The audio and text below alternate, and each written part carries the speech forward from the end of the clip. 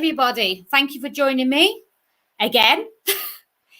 Good morning, good afternoon, good evening, depending where you are in the world. It's 1 a.m. in the morning here.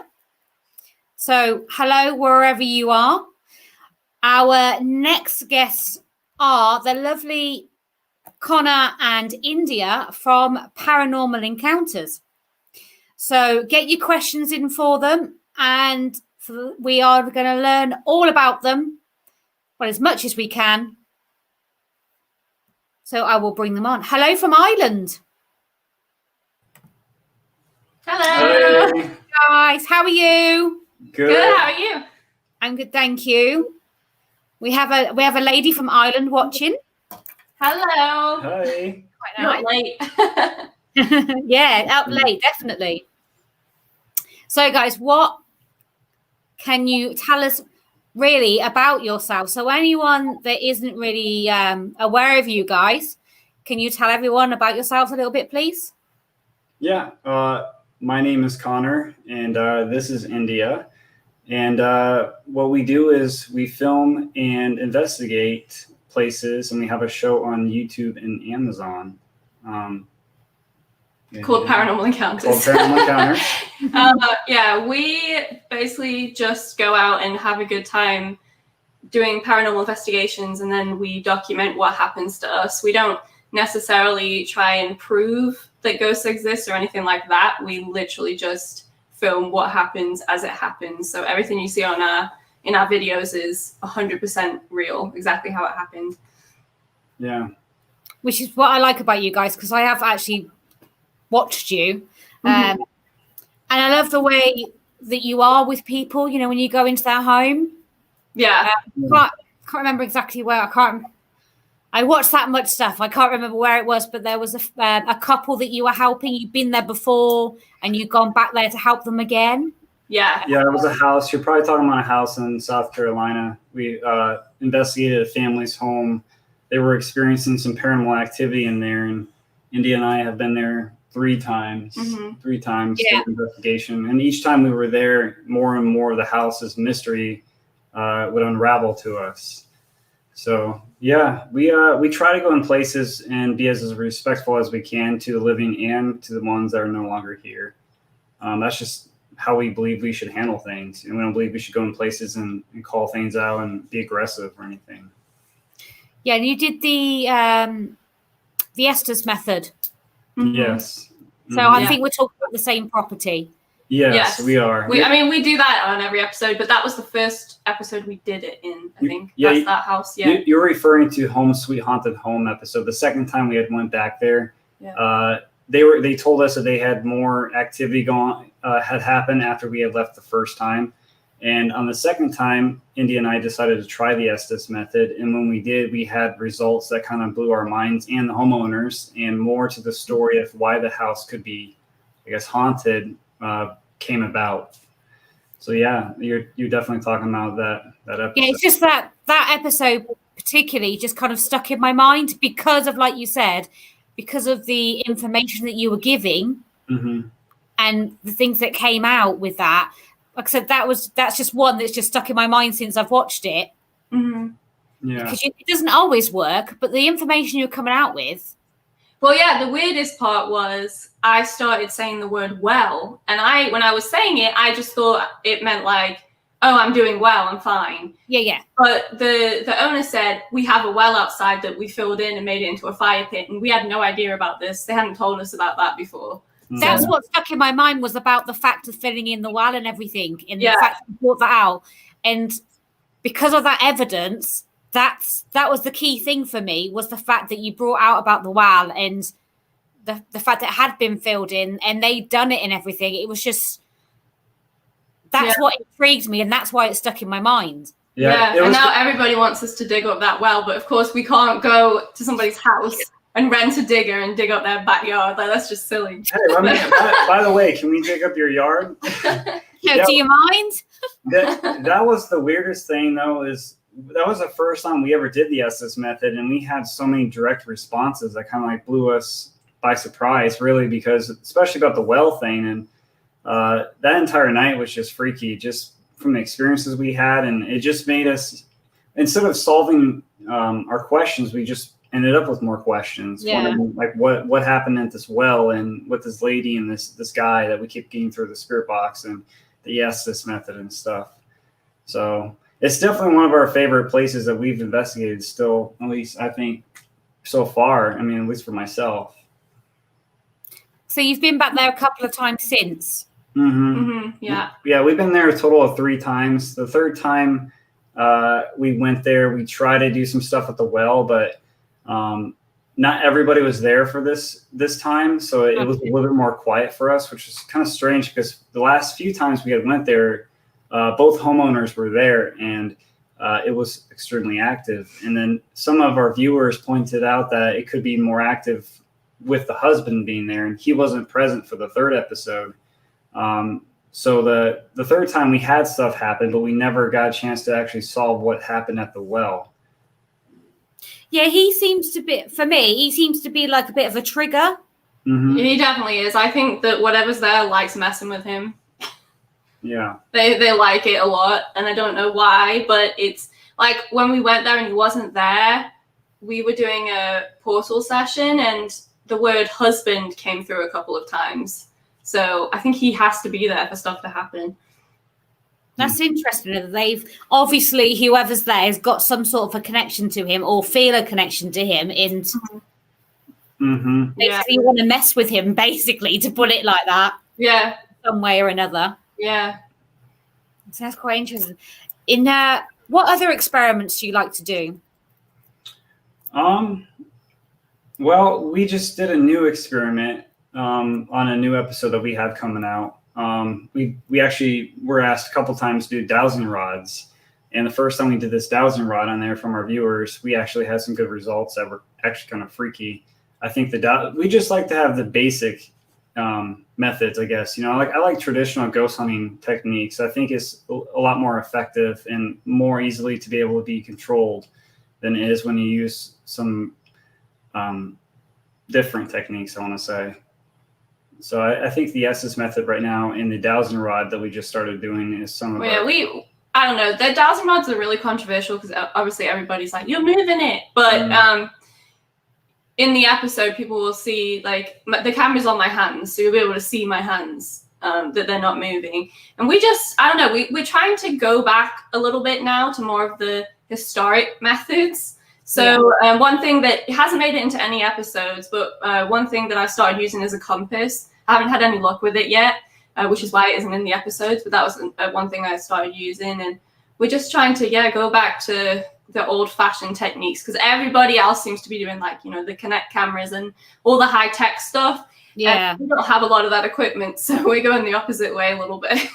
And I think, too, I think of a spirit or an entity, whatever you want to call it, I think it doesn't need, like fancy lights and equipment like that. I think if it wants to communicate, it'll use anything. Like, it can communicate through a screen with no power connected to it. Like, if it wanted to turn it on or turn it off, or it'll flicker lights on and off. You know what I mean? So I think it doesn't matter what kind of piece of equipment you use. We just like to try to be as basic as we can, where we know where we're controlling the experiment that we're doing. We want to be able to know that what we're communicating with is for sure something paranormal, and there couldn't be any kind of outside contamination from something else causing it. Yeah, I like using more traditional methods in, just like the sitting, even just sitting and waiting, stuff like that, rather than. So don't get me wrong, we have a lot of equipment, but it depends where we are, as whether we even use it or what we use. Yeah. We also like to, like I said, just do a sit and wait method, and dowsing rods. I've used those before, and they're quite interesting. I mean, like you said, the thing is, like I said, with the camera actually being on your hands, it's like when you're with other people, they can literally stand there and see you are literally not doing anything. You are not causing that. You're not doing it. Yeah. And I think as well, because obviously you're human, so you slightly shake. So I'm sure there'll be comments on this episode where people are like, she slightly twitched. Well, yeah, I'm breathing, so I'm going to move a little bit. I watched her the entire time, I watched her hands. Like, I'm in night vision, so I could see her hands. I don't know if she can really see hers or whatever, but I never saw her hands move at all, like during the entire time of the dowsing rods. And we had something happen that was just really weird. And we replicated it multiple times to prove what was going on. Yeah, it happened 3 times. Yeah. We got it to happen. So it's pretty freaky, but it's really cool at the same time. So. And is there any other traditional methods that you guys want to try that you haven't done yet? We've tried a few other methods. We've tried them at this hospital we went to at Old South Pittsburgh Hospital. We tried something else, whereas basically we had a guest star at this time, and it was her sister, Asia. Oh, the envelopes. Yeah, the envelopes. We tried to do like a secret envelope kind of thing. Well, that was more testing like psychic ability. Yeah, I've done that before. Yeah, we've done that kind of stuff like that. But we're working on creating some new techniques that we want to put out there. That's what we're doing. We're just trying to figure out what would work best. And you, because obviously you guys just work in your own way, which is great.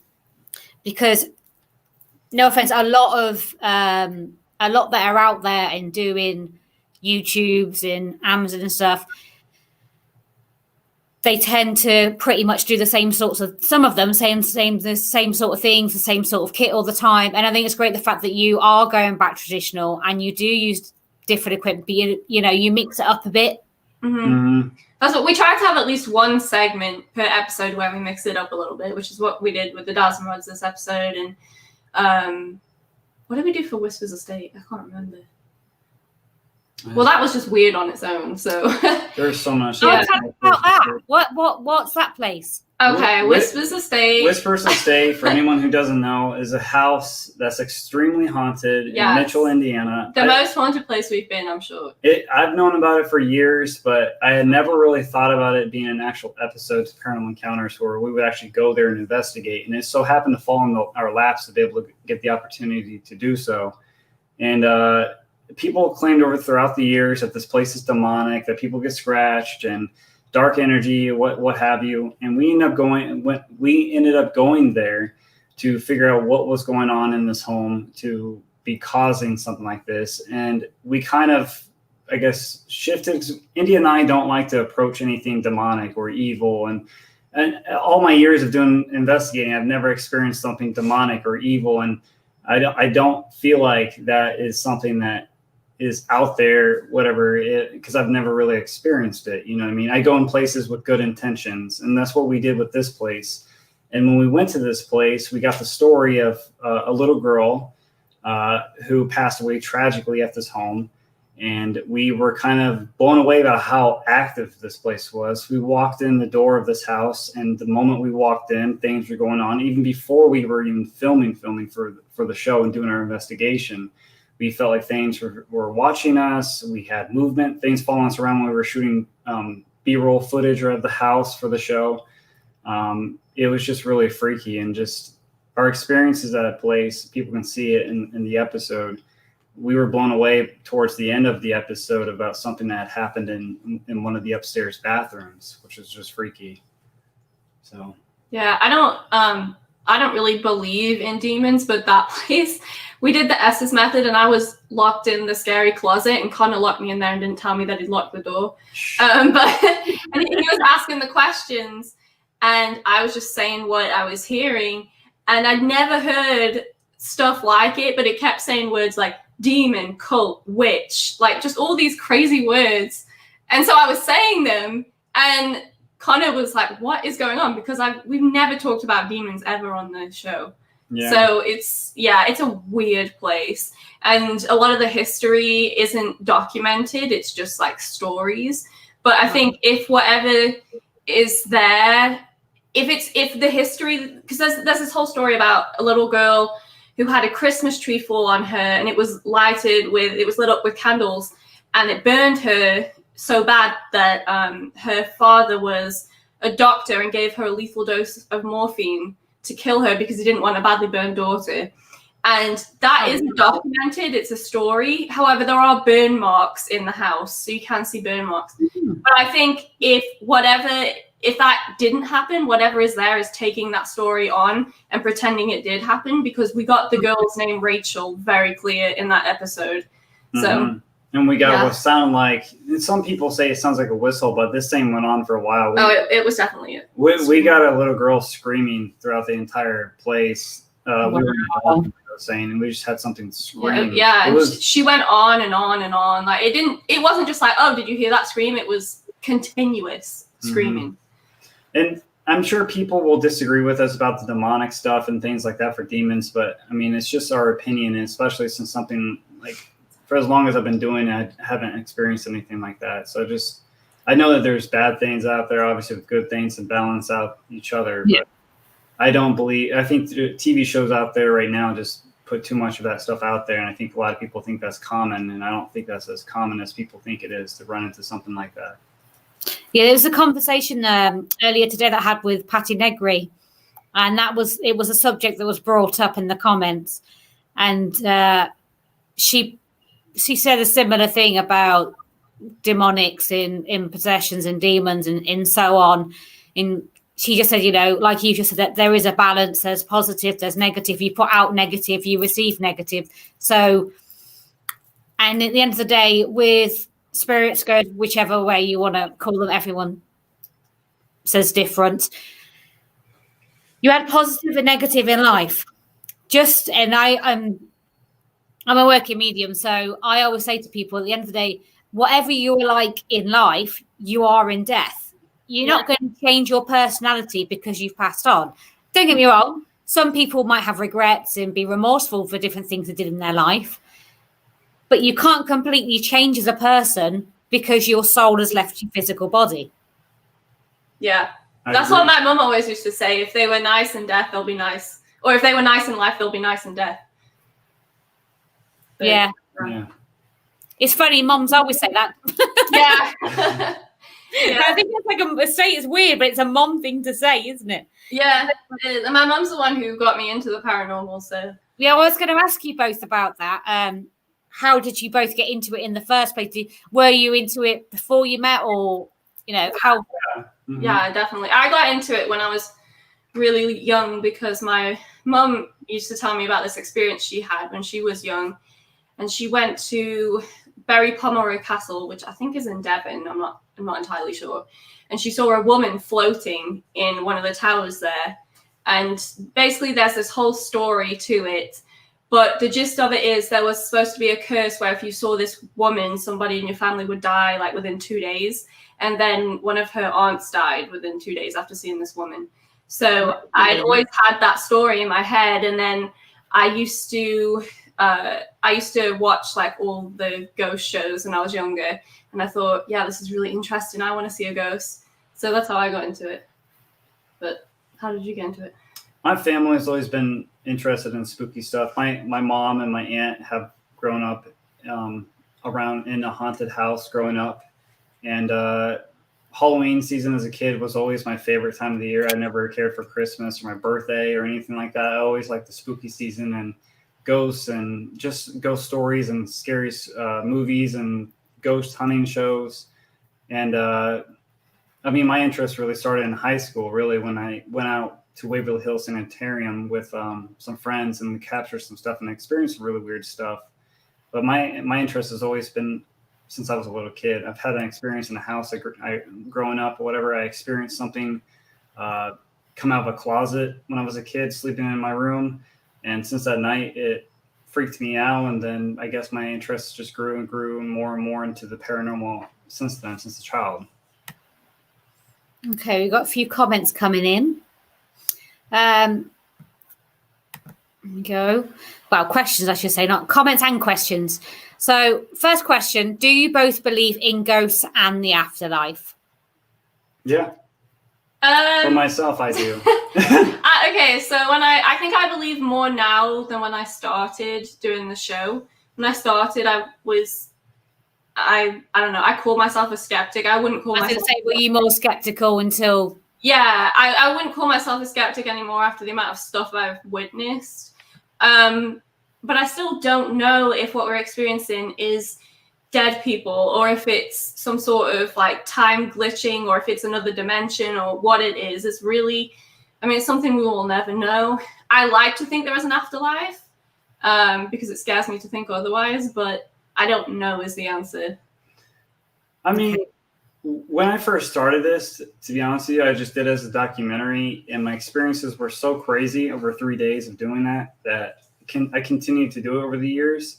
And then I experienced myself of actually seeing a ghost or an entity or whatever at a place, and I wasn't even trying to film or do anything at that moment. I saw a little girl, and it was only for a split second, and me seeing her, I could literally draw her. It was that much, that memory was impacting me so much that I feel like my experiences just get more and more intense, I guess, over the years of doing it, that I still don't know what it is exactly, like she's saying, but I think there is something that happens when we go, because, I mean, you look at humans. Yeah, I believe in the way I would word it is, I believe in the paranormal, not necessarily ghosts, but definitely the paranormal. Okay. Yeah. There's definitely something weird going on that we can't explain. That it always finds a way of doing things where it looks like something else. You know, like, I don't think it will ever be able to be proven. I think the experiences we crave after the next one just intensifies. If you want that next biggest experience where you know for sure that what you're experiencing is something that cannot be explained. You know what I mean? Since I've seen that little girl, like, I mean, I want to see one in the dark, you know, actually doing it now, but I think it freaked me out pretty bad. But I just want to see the next experience that intensifies after that. Does that make sense? Yeah. So what personal experiences have you both had that it's made you think, actually, there's definitely something going on. There is more to this. What's kind of made you a little bit less skeptic then, India? There's a whole list. Probably the first one was the very first episode we did, and I didn't see it because I had my back turned, of course, but there was a rock thrown at us. And then I wasn't really buying it. I was like, okay, like, there was a rock, but there was other people in the building. It could have been anybody. And then we were upstairs in this house, and a metal, like, nut was thrown downstairs, and you can see everybody's hands in the video, and nobody's hands are there. So that happened. That was really strange. I've had my coat hood pulled at the residential house in South Carolina. Well, that wasn't on film. That wasn't on film, but it happened, and I screamed. That's the only time I've actually screamed doing this. Right when I hit stop recording, too, it happened. We had at the Randolph Infirmary, we heard a woman moaning in the day, like, really loud, and there was nobody there. It was just us three, India, myself, and the interviewee, and we heard a little girl. Yeah, it wasn't a little girl. It was like a woman. A woman wailing or something. It was the freakiest thing ever. It makes your hairs and your arms stand up. The Whispers Estate, I asked the little girl Rachel to give me a sign that I was communicating with her. Another Rachel at another place. And I was upstairs in her bedroom, and the door was shut, and Connor was downstairs, and I'm sitting there in the dark, and all of a sudden I hear 3 knocks on the door. Almost had a heart attack. It was so scary. I didn't believe her when she told me that either, because I was downstairs, and she goes by herself sometimes to places, like, by herself in certain areas, and, like, I do it too, but, you know, like, seeing that little girl I just told you about is freaky, I guess, to me, just because it, like, took me by surprise.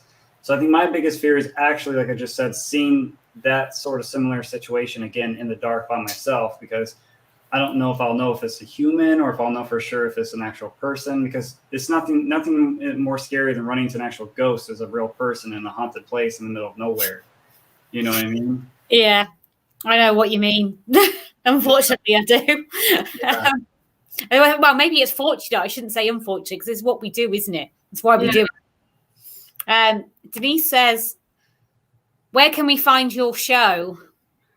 youtube.com/paranormal encounters, and then also on Amazon Prime. Just type in Paranormal Encounters and we pop up. You'll see this picture on Connor's shirt. That's us. That's how you know it's us. Oh, well, the camera's this way. Yeah. Okay. Hello, Mr. Wes Coleman. Thank you for joining us. Bless him. Can I ask you, have you got anything in the works with teaming up with Richard Estep on a future project? Does Wes know something we don't know? That's classified information, Mr. Coleman. That is classified information. And we are not allowed to talk about that. He's so bad. Stirring up trouble, Mr. Webb. Yes. I'll tell Richard on you. I'm going to now. No, not really. Okay. Oops. I won't get you into trouble then. No. No, he says, my mother passed away and I saw her at the end of my bed. Then a night later, my son and me heard her shuffling downstairs. I do believe in the afterlife. And I do believe in both demonic and positive entities. Yeah, I found that when people in my family passed away, there'll be weird stuff that happens like in the following weeks, and then it just kind of goes away and never happens again. No, I believe they do like come around, let you know they're okay, and then then they move on. Yeah, but it's one of those. It's his personal belief. Kate says, "Did you guys see a shadow person in full body, in full bodies?" I've seen a shadow out the corner of my eye, but it was so fast I can't remember it really what it looked like. I mean, what I saw, that little girl I'm talking about, wasn't really a shadow. It was an actual person. It was a solid figure. A little girl running. There was no sound that she made. It was really strange because the floors you walk on in this sanitarium made a lot of sound because you're crackling on the paint that's falling down. But she made no sound. She was completely solid. She wasn't really a shadow figure. Wow. Noting again, she says, do you know that demons can cover their identity as a young child? I mean, I've been told that, like, a lot of comments we will get will say, oh, well, you think you're talking to a child, but actually it's probably a demon. Let's put it this way so everyone set the record straight. So when we go to every place, right, every single place we go to, Indy and I are skeptical of everything. Even though all the experiences we have, we don't go in there and think that something is, if somebody said that there's demons or something in this house, we won't go in that place thinking there's demons in that house. Just because we go back to our intentions. I believe if we have good intentions, we'll have good results and good intentions that come back to us or not. Now, I know that there's demons and things like that, I'm sure, but from our experiences, we've never had anything like that as far as demons or changing the voice of a child. From our experiences, we've never had something like that. Yeah, like we've never been. I've never been hurt on an investigation. I've never been scratched. You know, I'll go into places where they say, "Oh, women get attacked here." I've never been attacked, so I don't know. In fact, Whispers of State was actually known to attack women. Yeah. In a certain room, yeah. And it never happened to India. No, but I did get called something that I can't repeat because I was asking, I was like, who's attacking women here? And I can't remember the exact conversation, but it was somebody saying, oh, that was me, I do that. And I was like, well, that's not very nice. And he said he called me something that I'm not going to repeat.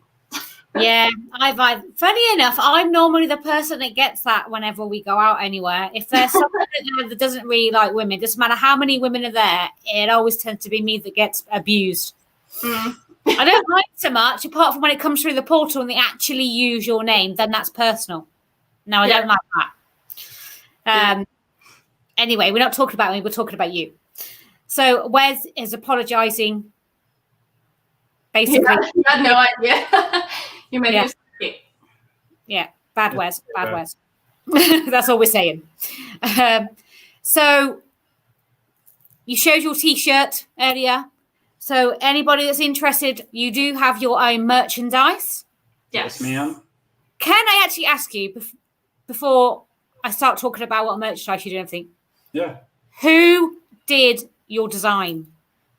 Did you do it yourselves, or did you have someone do it for you? I've got we don't have that kind of talent. God, we are not this talented. I don't know. You could be. There's no way I could draw this to save my life. No. Howie Knoll. Howie Knoll is the one. I couldn't remember his last name or pronounce it right. I'm sorry, Howie. That's what his business name is. If anybody needs anything drawn, Howie is the man to go to. And Wes would know about it too because he's drawn from Wes as well. He is super talented and he's super nice. He's the guy that did the is he the one that did the ones for Wes and Richard? He's done like the tag team. Yes, he is super talented. Anybody wants his website is hcnoel.com and he's like reasonably priced. He even draws animals too. Yeah, he drew my mom's dogs for her birthday and she loved it. It looks just like him too. He is super talented. So I highly recommend anybody ever need anything artistically drawn. If you feel like you can't draw it, have this man do it. He'll do it for you. He's really good. I just think it's really cool, and it's different, and I like it. Yeah. I went to him and this design, which I've never actually said this, but this. I'm sorry, I'm modeling this real quick here. This design is based on an X-Files poster. Really? Yeah, but originally they're holding a flashlight and a gun, and we changed it to a camera and a flashlight. You can see, yeah. It's hard because the camera's backwards, but you can see a little ghost in between us, then up here. Yeah. Yeah. I just think it's cool. I just think it's different. So I had to ask, sorry. Anyway, sorry. Sorry. Because I really like it. And I thought that's one question I've got to ask you. Yeah. I just really like it. It's just different. So what merchandise? Obviously T-shirts.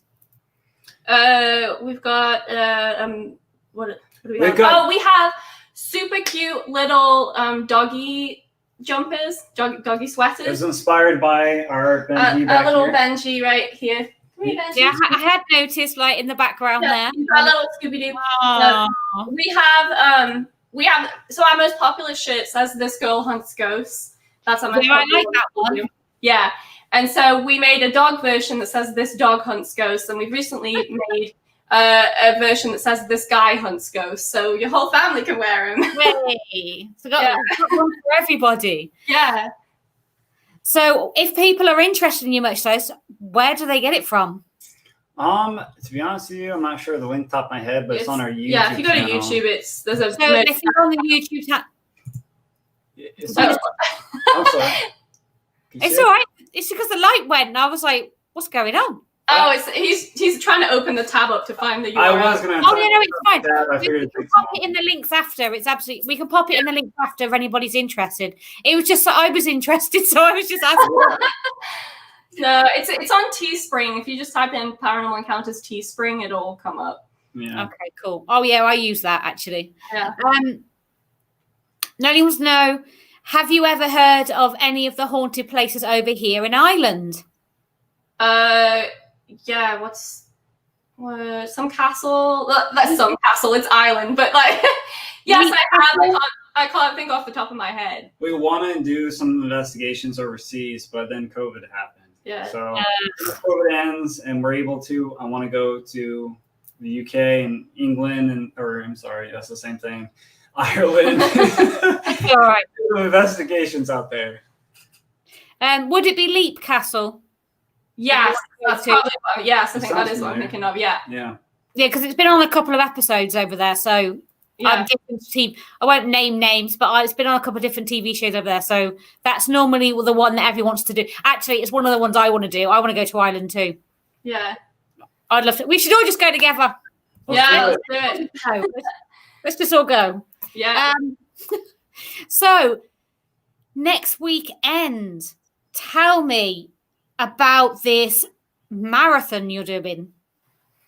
Oh, our Halloween marathon, yes. Yes.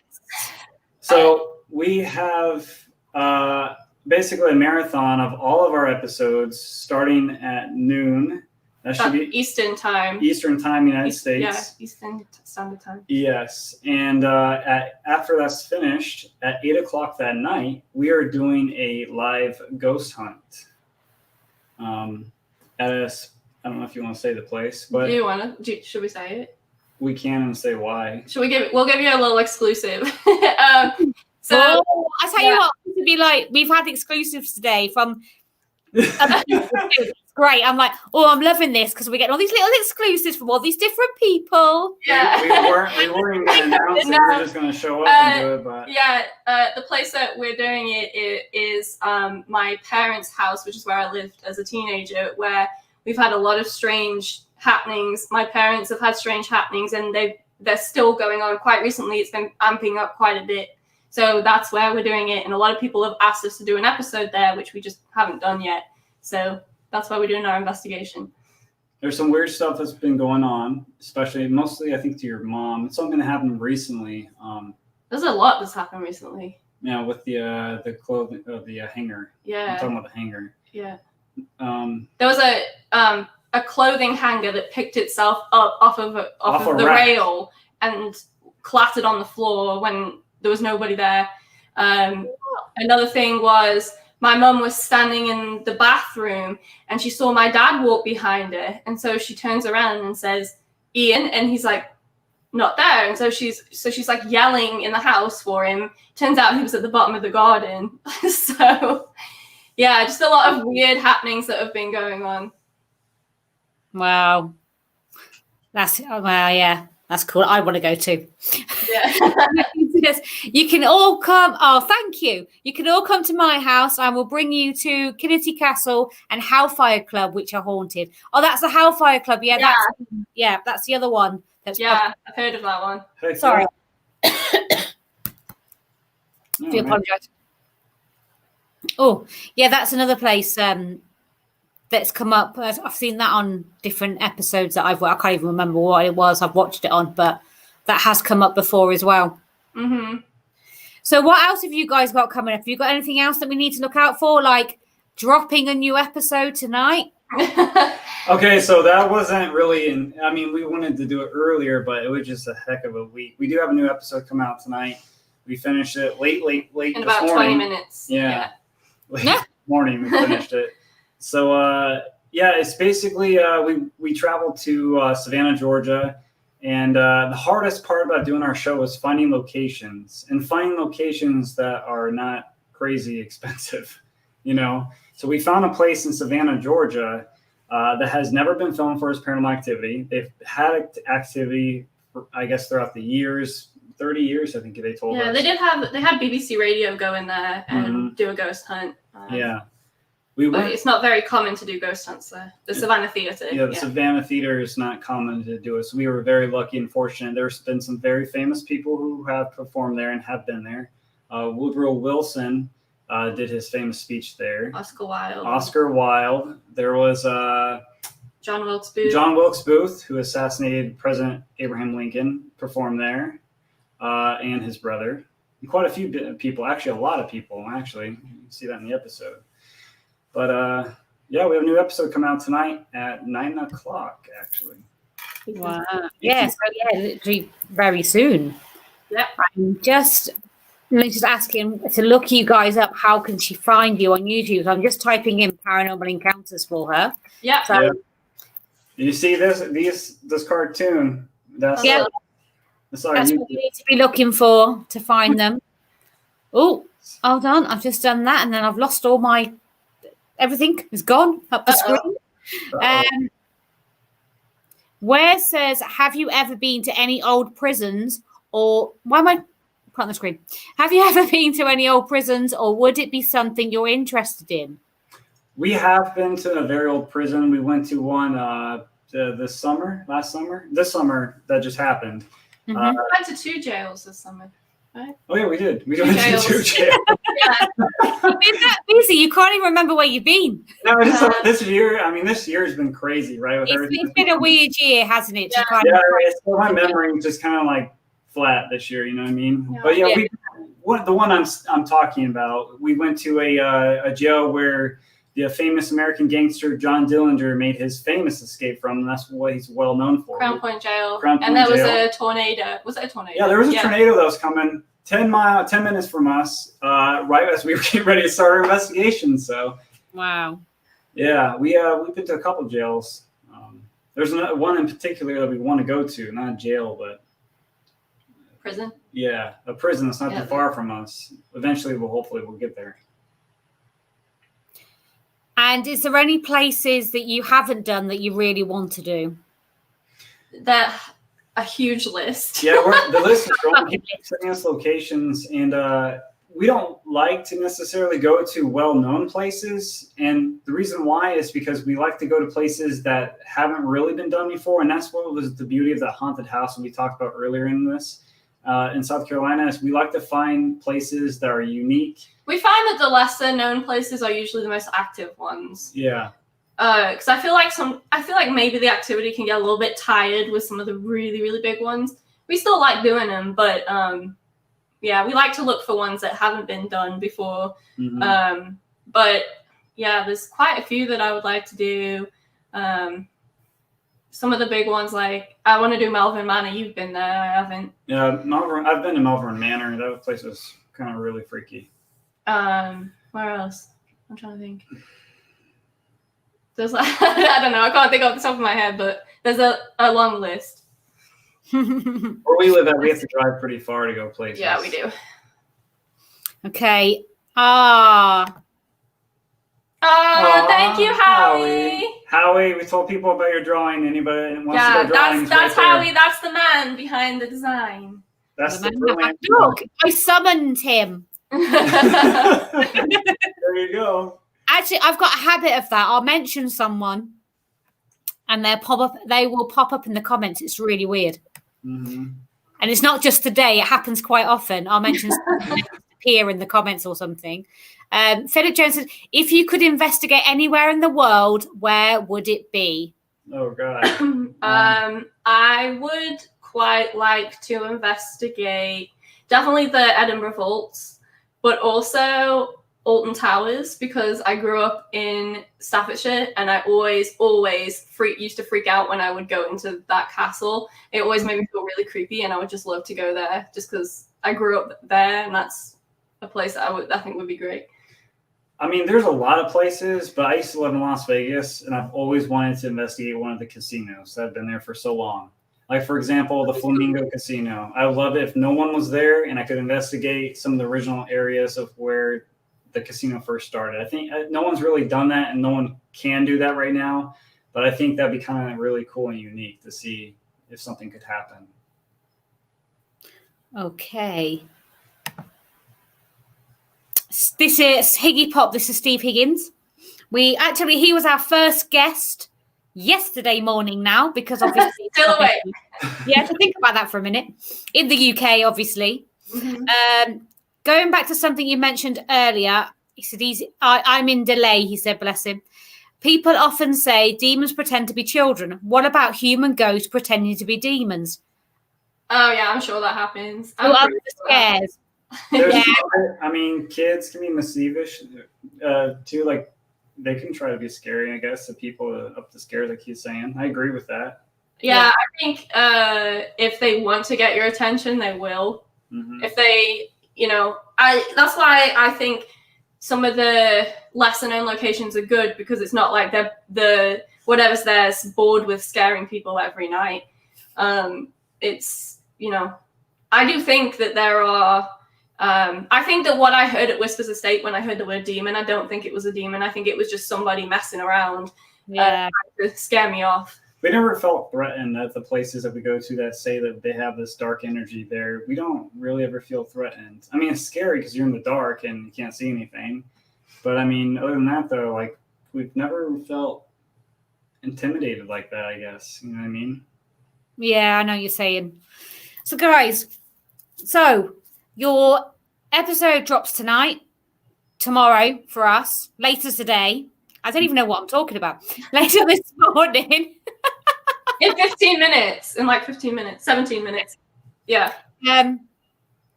You've got your live next weekend. Yeah. Mm-hmm. That everyone can watch. We've got time for one last question. Joe would like to know, do you think they are scaring people or just trying to get attention?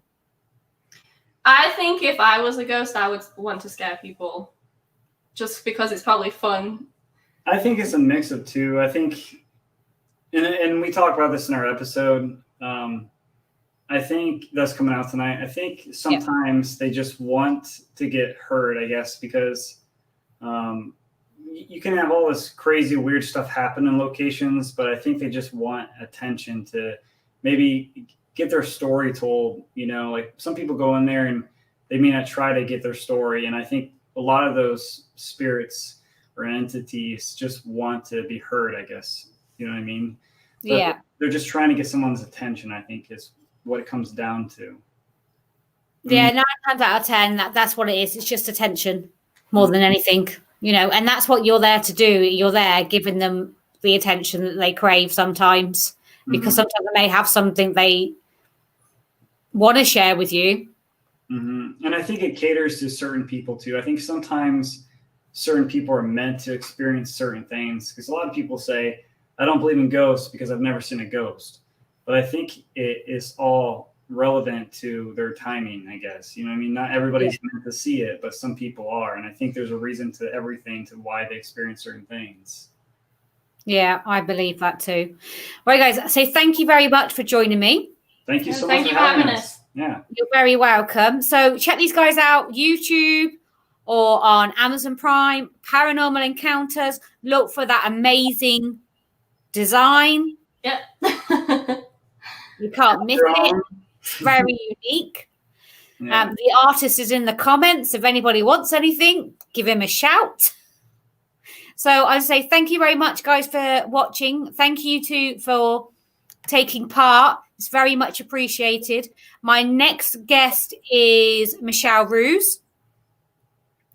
And then after chatting with Michelle, we're going to go over to her team at Beatty Mansion, where they will be doing a live feed. So stay where you are, guys. You two stay there. Don't leave me just yet. Okay. And everybody else, thank you very much for watching. And I'm sure I'll see you again in the next few minutes. Thank you.